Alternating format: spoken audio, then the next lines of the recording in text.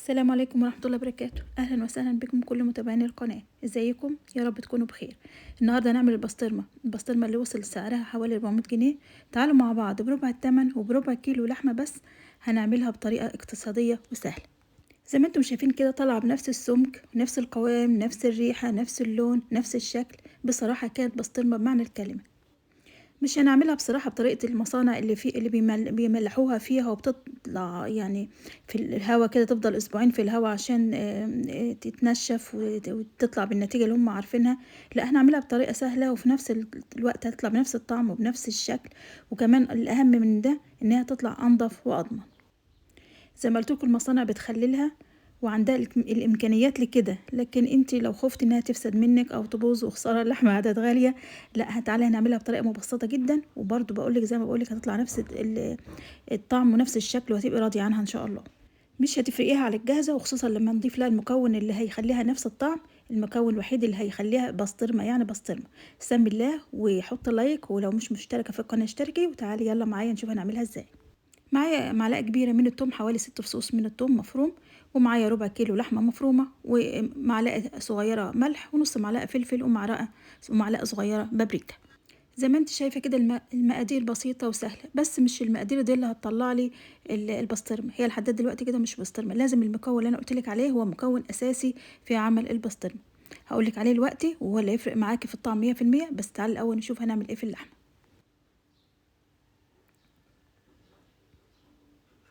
هناخد طبعا اللحمه ديت، رغم ان هي مفرومه، اللي احنا هنعيد فرمها كمان. عايزينها لحمه ناعمه جدا جدا جدا، وتكون زي العجينه كده في ايدك. هنفرم اللحمه المفرومه دي تاني، هنعيد فرمها تاني مع التوابل ومع معلقه التوم.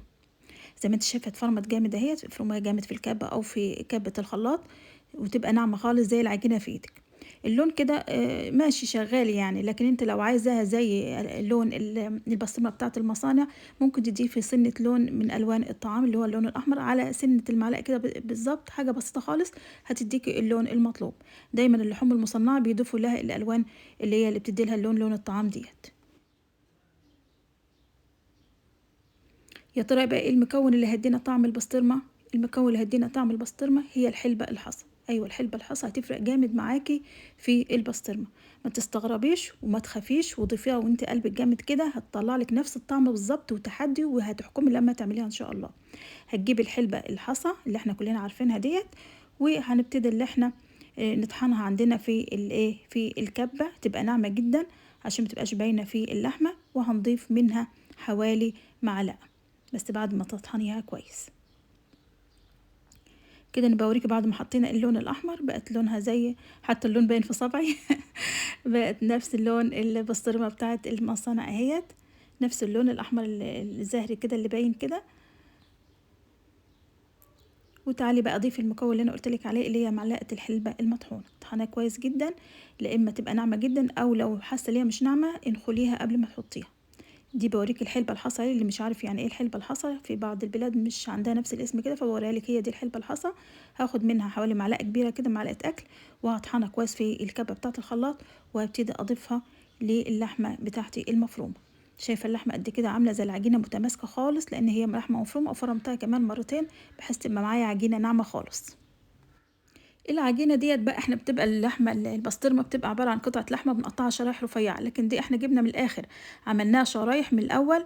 يعني عايزينها نفردها بسمك رقيق خالص عشان تبقى زي البسطرمه. مش هتبقى قطعه لحمه نقطع منها، لا هتبقى شرايح رفيعه، انت اللي هتعملها من البدايه.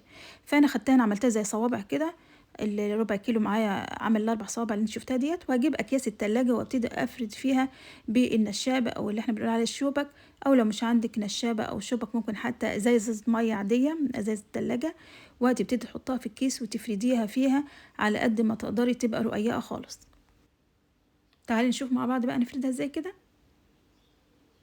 ادي كيس التلاجة، هنحط فيه صابع من الصوابع اللي احنا عملناها ديت تحت كده في كيس من تحت، وبالشوبك او المردانة او النشابة زي ما بتسموها.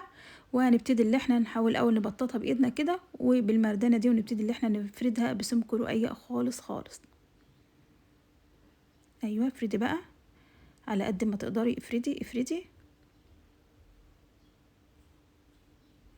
كل ما بقى سمكها رقيق هتقدري اللي احنا تقطعي منها بسهولة وهي مجمدة.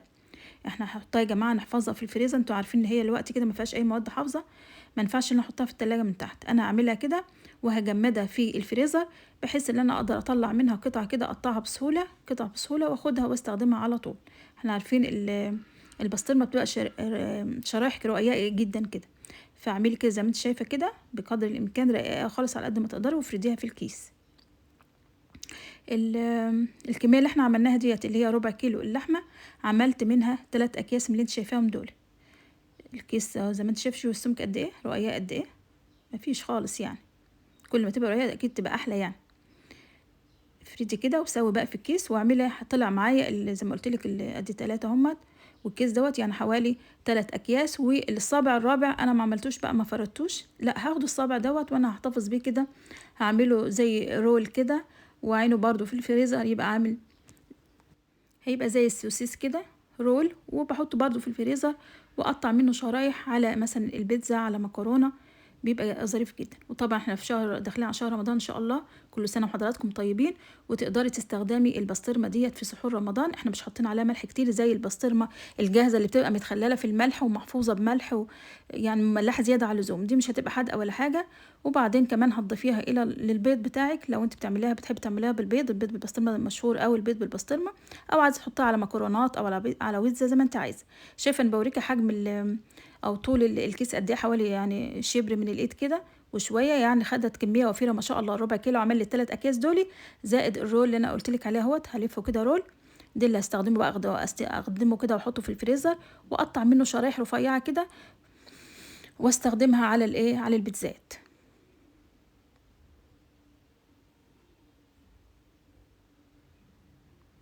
لف بقى كده كويس واحكم الرول من الجناب.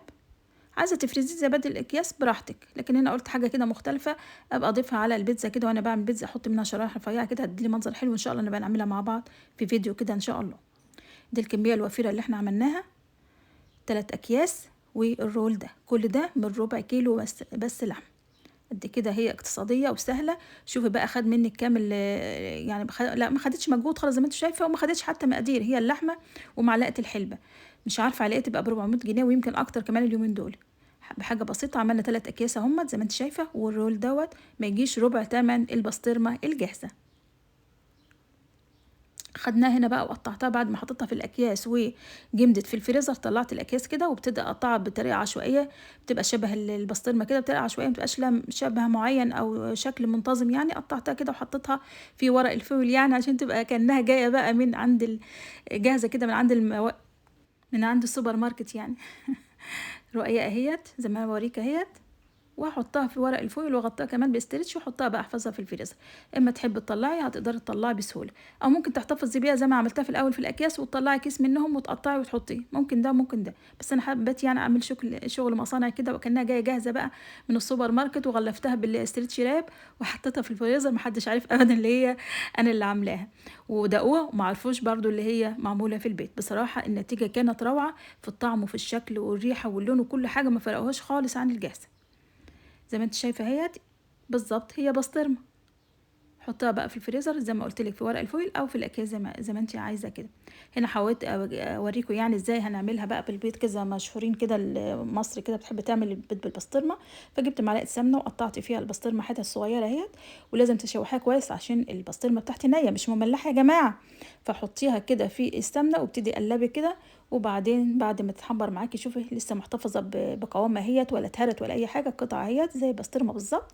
قلبيها كده، وبعد كده هتبتدي تجيبي البيض بتاعك، هتضيفي له شويه ملح وفلفل عادي زي ما احنا عارفين، وتحطيه على البسطرمه، وهتعملي احلى طاسه بيض بالبسطرمه. بالهنا والشفا للي ياكل، وان شاء الله هتجربوها وتعجبكم وهتعتمدوها وتخلوها ان شاء الله عندكم في سحور رمضان. كل سنه وحضراتكم طيبين.